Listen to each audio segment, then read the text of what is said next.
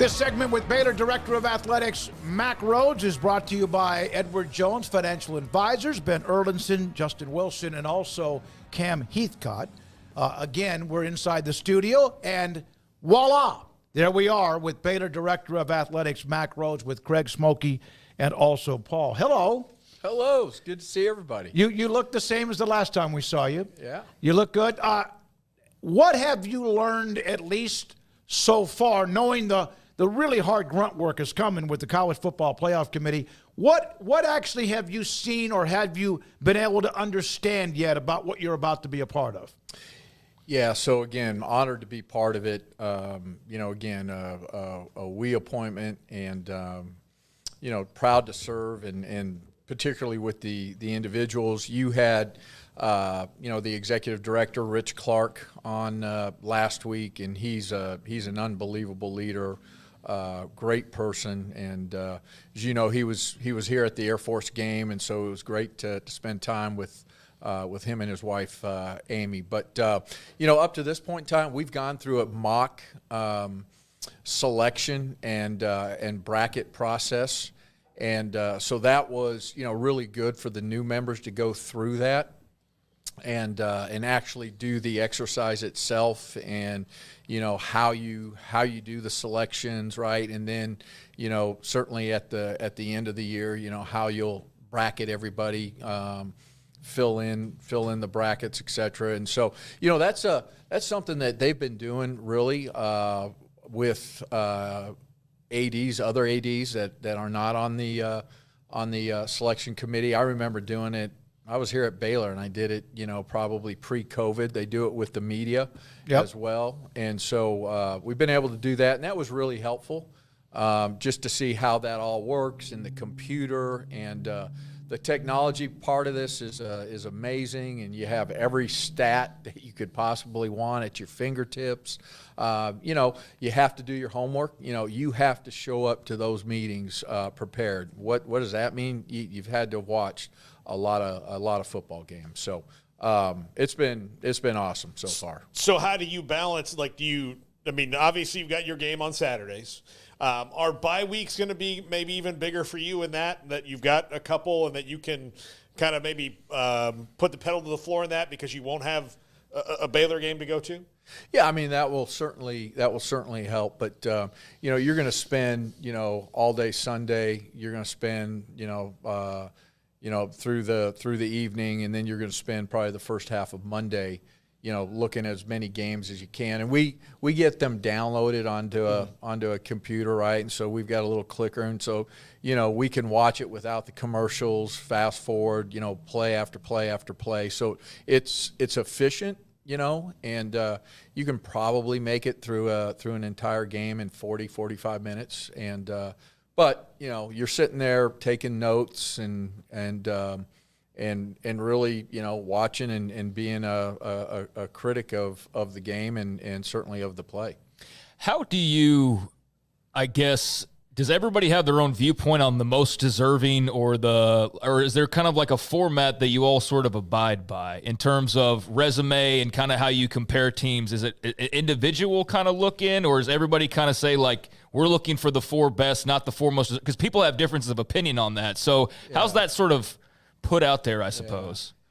Craig, probably the best way to describe it, and as you were asking the question, I was thinking about it, but I think we all come to the meeting as independent thinkers, right? And for this process to really work, people have to be comfortable speaking their mind in terms of,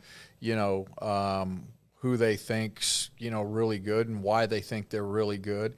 And so I think there's a lot of robust conversation amongst the committee members, and there truly needs to be, right? Mm-hmm. In order to really get to the best, right? And again, a reminder, we're ranking 1 through 25, not 1 through 12, but 1 through 25. And so it's a really thorough process. It's a tedious process, and there is a lot of conversation during the entire selection process. Is there anything that you thought Or is there anything you've learned? I know you've just had the one meeting, and now you're about to kick it in pretty quickly here.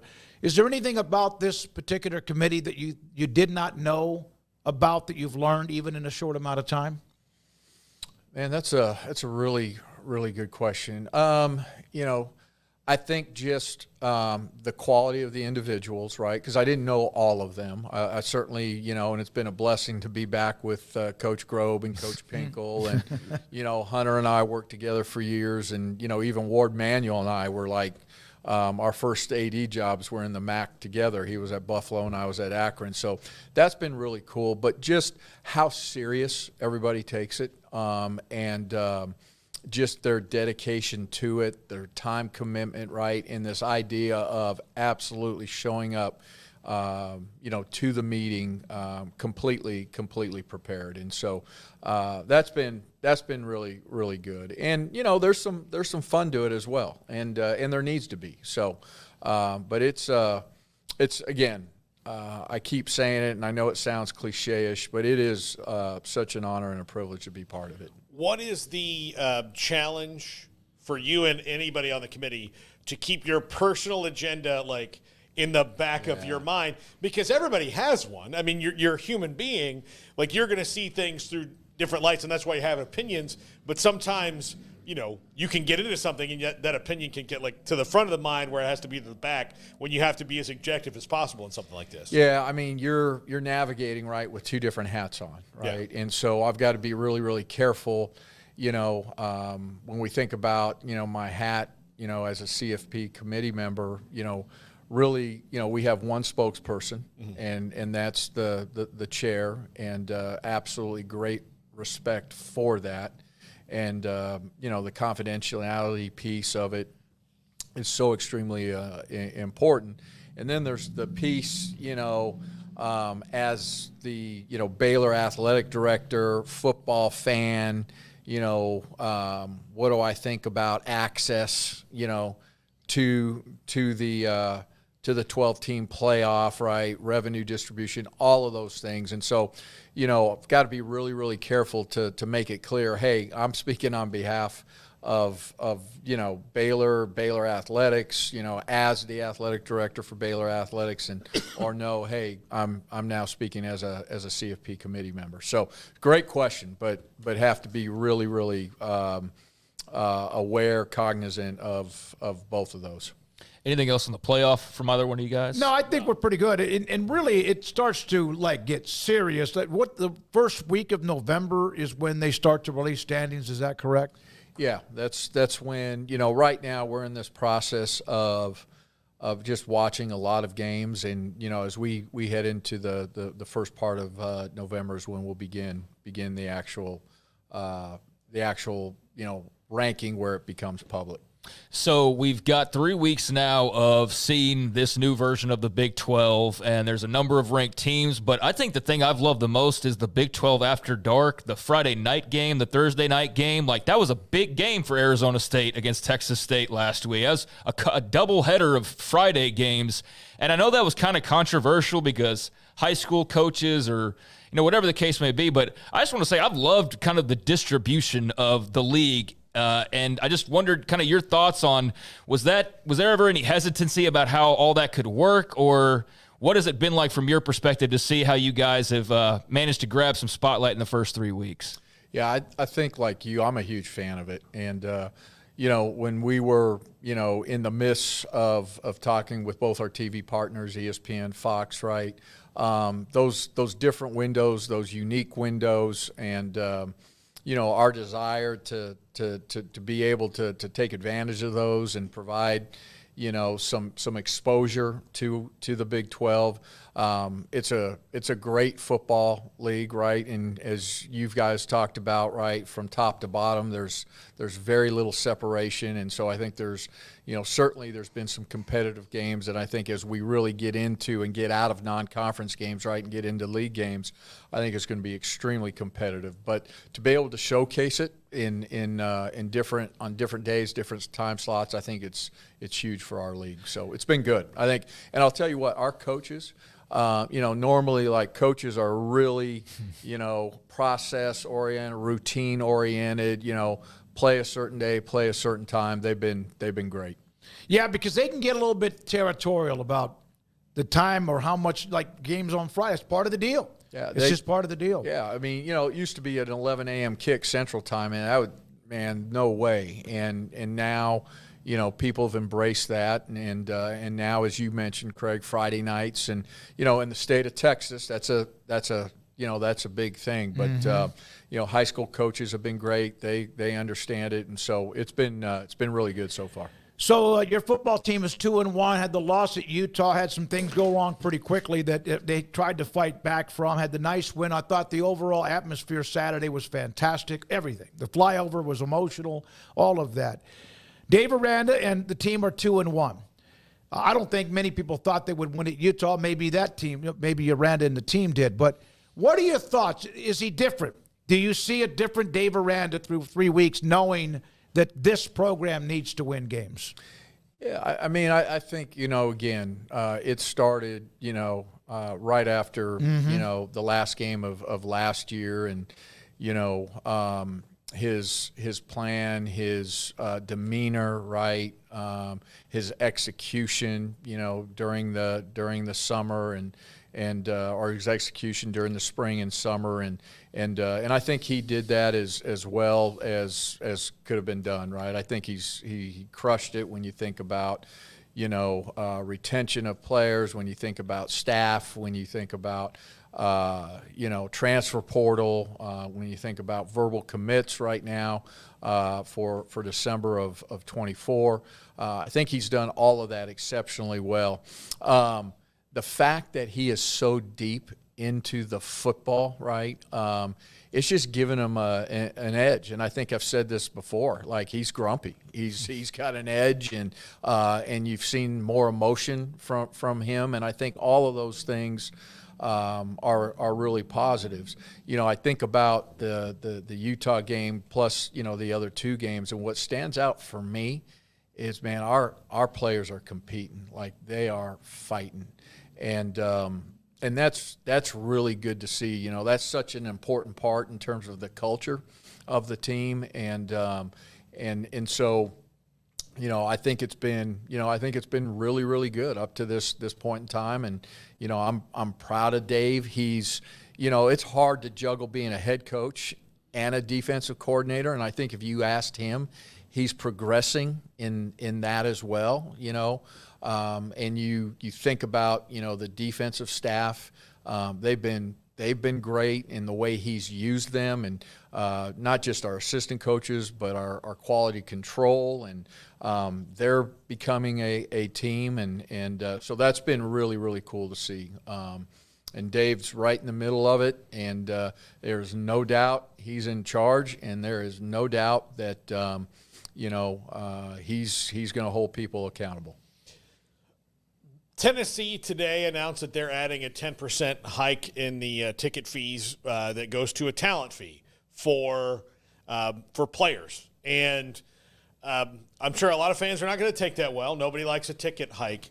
Is this inevitable for many schools to try to balance out, because they don't want to change? The cash flow is going to change, but this maybe helps it not change as much?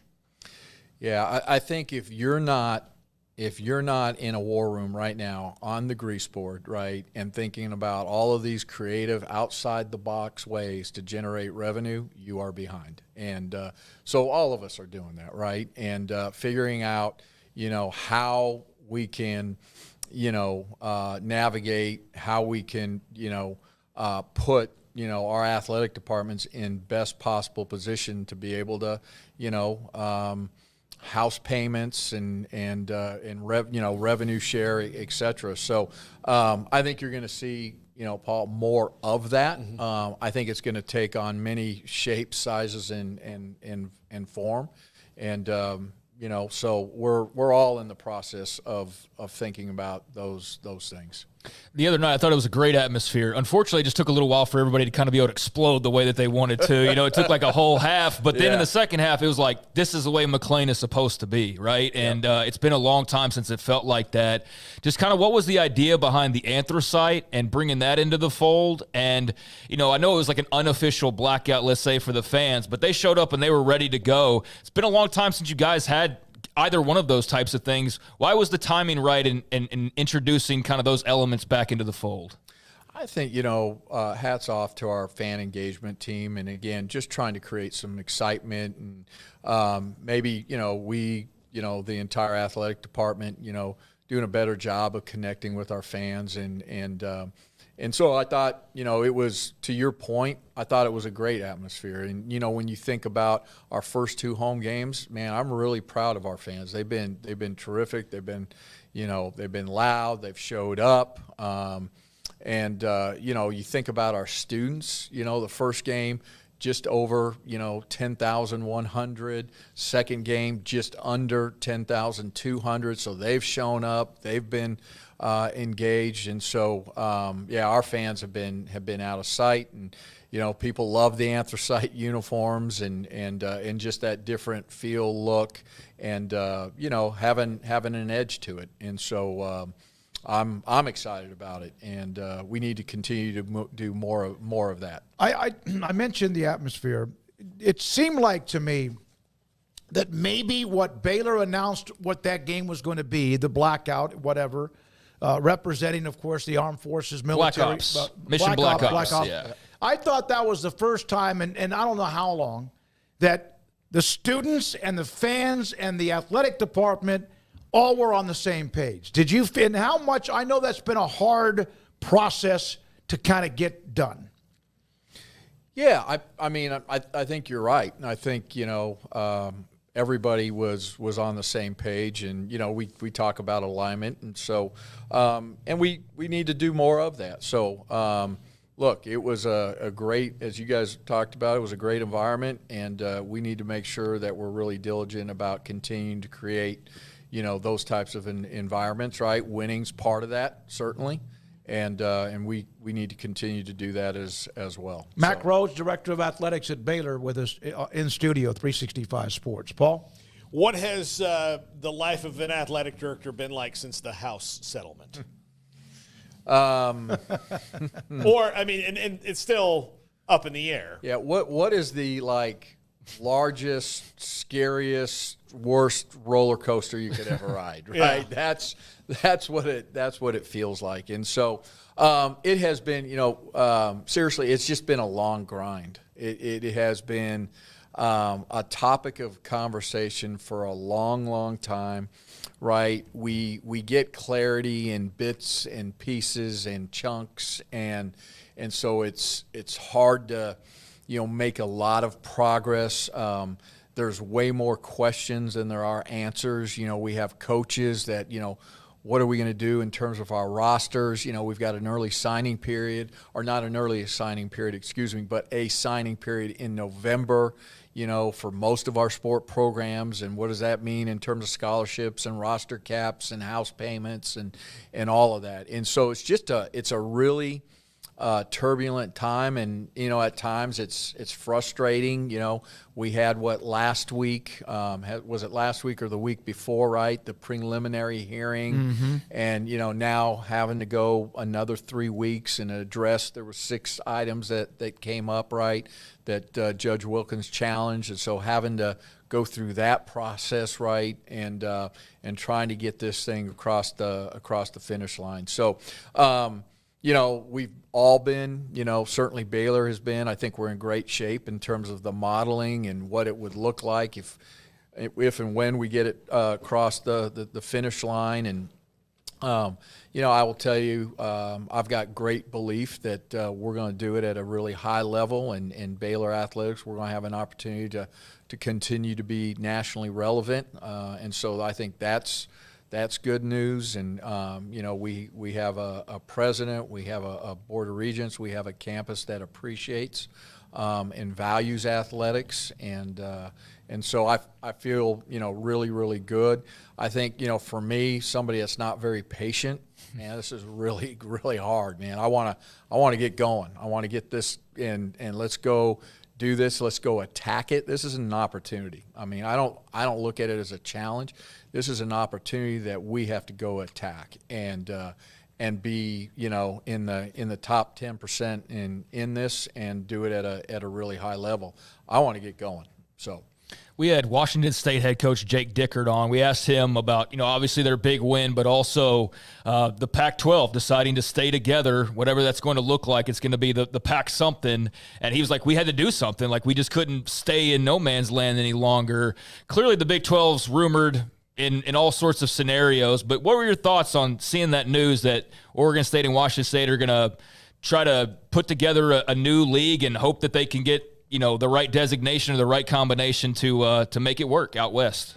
Yeah, I remember when it, came across the ticker or my phone, dinged and that message came up. And my first immediate thought was, good for them, right? I love it. I love the fact that they're fighting and they're looking for a pathway, and they're at 6, and I think it'll be interesting to see how they round that out. What additional schools, their challenge will be certainly the TV piece of it. But man, good for them, and the fact that they're fighting for a pathway and fighting to stay relevant. So.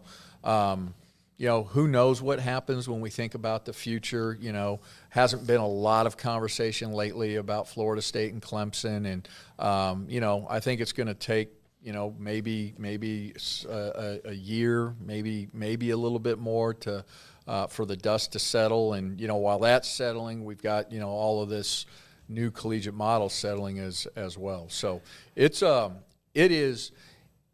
Back to your question, Paul, sitting in my chair, it is truly a fascinating time for college athletics. It really is, and how the complexity of the problem and just all of the moving pieces, man, I love it. I think it's fascinating. It's great for us. I think it's, man, I just think it's great opportunity, and it's a different way for us to be able to go and find a way to be nationally relevant. Now, when you started, it had already started to veer more into the fundraising arm. But when people used to get into athletic directing, it was, I want to be the boss of the coaches. That was essentially the job, where I'm going to, help run the athletic part of it. You get to still do that, but now you've had to take crash courses in all these other things. So you have the original job of overseeing all the coaches of all these sport programs, and then this other stuff that they keep adding to it.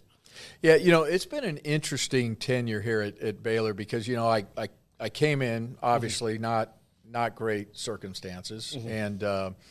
And so, I think we got things in a really good place, and you just right as you were beginning to feel good about it, then all of a sudden COVID hit, and that was a huge disruption. And then you're getting right out of COVID and you're starting to breathe again, and then all of a sudden conference realignment happens, and then you're starting to settle, and then now all of this house settlement, right, and name, image, and likeness, and transfer portal. And so It has been a tenure that has never ever been boring, and the job has changed. It's changed in a lot of different ways, Paul, and I think your relationship with head coaches now has to be stronger than it ever has been, right? Because there's just a lot of hard conversations that you have to have. Thinking about the time spent on NIL. And that has fallen completely on the shoulders of our donors, right? We can't provide the monies, until, or any of those monies until, the house settlement. But, we've had to put that all on our donors, and man, they have been champions. They have stepped up, while also helping us build 2 unbelievable facilities. When we think about the Foster Pavilion and the Fudge Development Center, they've been tremendous. And we are now, when you think about our name, image, and likeness numbers, we're one of the top schools, and that's a credit to them and the way that they've stepped up, and so it's been really, really good. You think about just the dynamic of student athlete welfare. There's never been more pressure on student athletes right now. There are student athletes that have a lot of money in their pocket now, and trying to manage and navigate that and handle that, just the stress and some of the mental health issues that we're dealing with. And I'm really proud of Baylor. Like, if you're going to have a student athlete that's going through all of those challenges, there is no better place to be than at Baylor, right? Because of all the different programming and services and care. And our coaches do such a great job of bringing in the right student athletes. And so, man, there are so many moving pieces. It is such a dynamic environment. And so, trying to stay out in front is hard to do. So I got a question for you. Mack Rhoades with us in studio today, 365 Sports. I remember when you guys were bringing in the new schools, the latest clump of four, and yet there was talk about Yukon. And I thought you that had to go here, didn't you? Well, I did. I did. And I thought there were some within the conference that told me that Brett has done everything so well, but that's the one thing that he might not get the feedback he wants. And he wants New York City, and I get that. How much of that is just an itch he needs scratched? Well, I think, right, one of the reasons why we hired, right, Brett Yormark, is to be aggressive and to think outside the box and move needle. And so, I think he's done a great job of kicking the tires on a lot of different things. I think, when it comes down to Yukon in particular, I think, we made the right decision, right decision at the right time to just put it on pause.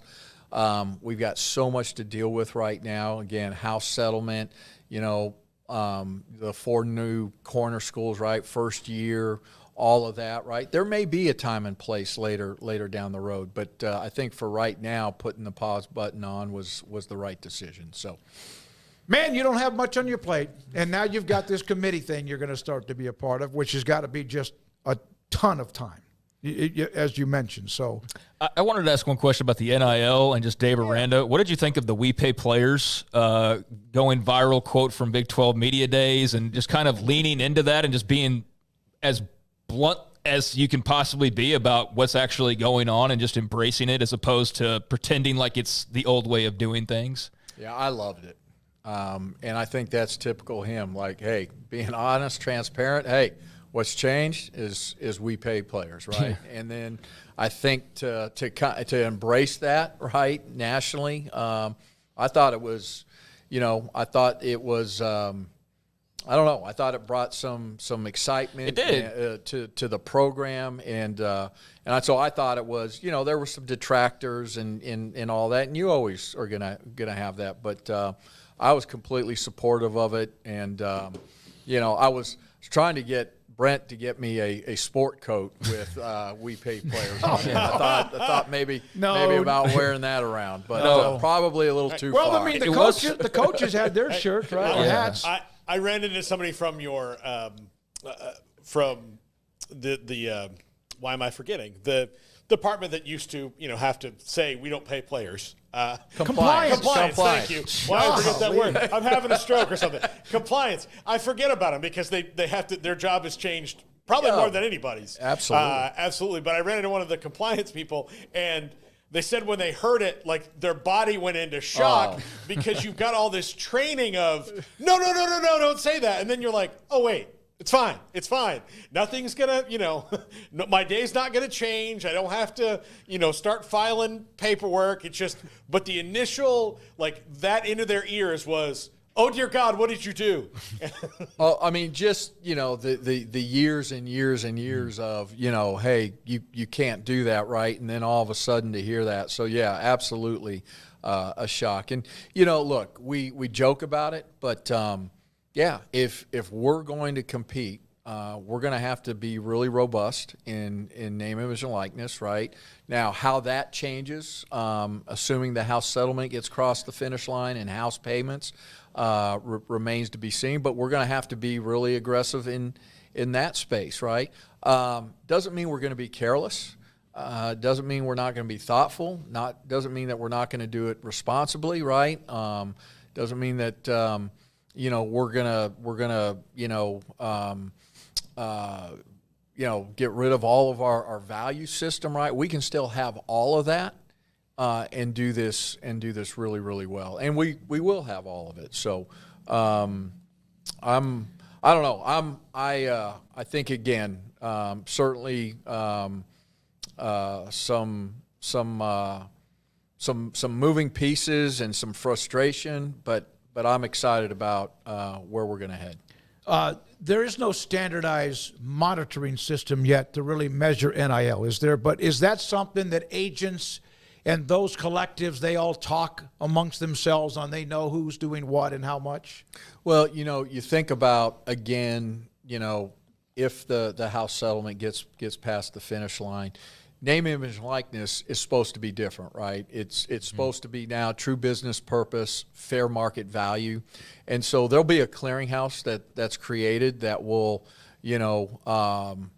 be the regulator of all of that. And so we're going to have to do that really, really good, really, really well, that piece of it, so that, it doesn't get, out of hand. And I don't think it's sustainable. I don't think that you can do, the 22% cap in house payments and then, have a NIL system that's, paying another additional 7 figures to players. I think there's, a handful, if that, of schools that are able to do that. And so that will be such an important piece of just the regulation of NIL moving forward. Mack, thank you. Coach A.D. George, of course, Colorado was the one that pulled the trigger first that led to the 4. So it's interesting you guys are going up there. I know that Colorado seems to be pretty happy. I know they need to win too, just like you do, but it's pretty cool that you guys get to see them on the road in Boulder, which is a great atmosphere up there too. Yeah, I'm excited for Rick and for Colorado. Obviously, he's worked really, really hard there, and he's a dear friend. And it's fun to see the excitement just throughout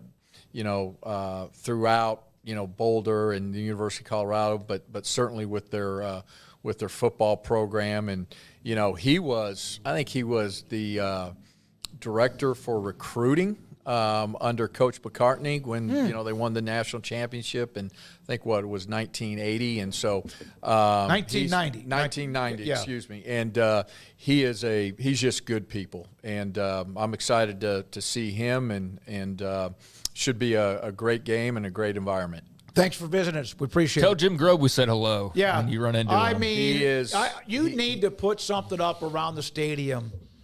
Yeah, even if it's a plaque on the wall. Yeah, if I ever write a book, there will be a chapter dedicated to him. Unbelievable man. He is, he's the best of the best. And prior to this, we stayed in contact quite often, and I love him. He's just great people. All right, Mack Rhoades, Baylor's Director of Athletics, in studio with us. We appreciate the time. Thanks to Brent Ingram, and also, of course, those of you who have watched us through the first couple of hours.